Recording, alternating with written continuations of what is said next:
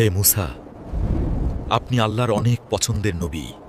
আমার জন্য দোয়া করুন আল্লাহর কাছে। বর্ণিত আছে, একবার হজরত মুসা আলাইহিসসালাম শয়তানের মুখোমুখি হলেন। শয়তান কোমল সুরে বলল, হে মুসা, আপনি আল্লাহর অনেক প্রিয় নবী, আমার জন্য দোয়া করুন যাতে আল্লাহ আমাকে ক্ষমা করে দেন। তখন হজরত মুসা আলাইহিসসালাম আল্লাহর কাছে দোয়া করলেন। আল্লাহ আদেশ দিলেন, যদি শয়তান হজরত আদম আলাইহিসসালামের কবরে সিজদা করে তবে সে ক্ষমা পেতে পারে।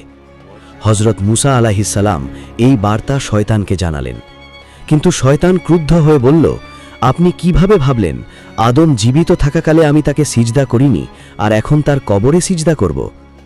তার এই কথায় স্পষ্ট হয়ে গেল তার অন্তরে এখনও অহংকার রয়ে গেছে। সেই মুহূর্তে প্রকাশ পেল শয়তানের ধ্বংসের আসল কারণ তার পাপ নয়, বরং তার অহংকার। কারণ মানুষ ভুল করলে তওবার দরজা খোলা থাকে, কিন্তু অহংকার মানুষকে আল্লাহ থেকে দূরে সরিয়ে দেয়। যে নত হয় সে মুক্তি পায়, আর যে অহংকারী সে ধ্বংস হয়।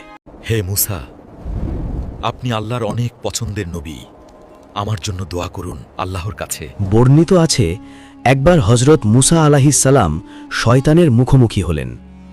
শয়তান কোমল সুরে বলল, হে মুসা, আপনি আল্লাহর অনেক প্রিয় নবী, আমার জন্য দোয়া করুন যাতে আল্লাহ আমাকে ক্ষমা করে দেন।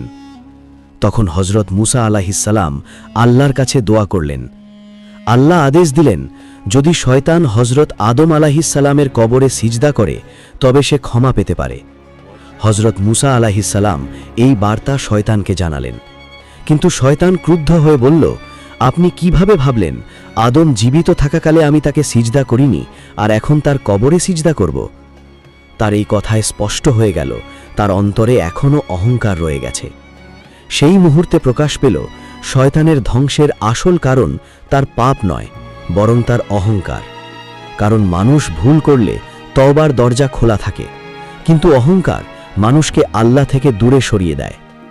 যে নত হয় সে মুক্তি পায়, আর যে অহংকারী সে ধ্বংস হয়।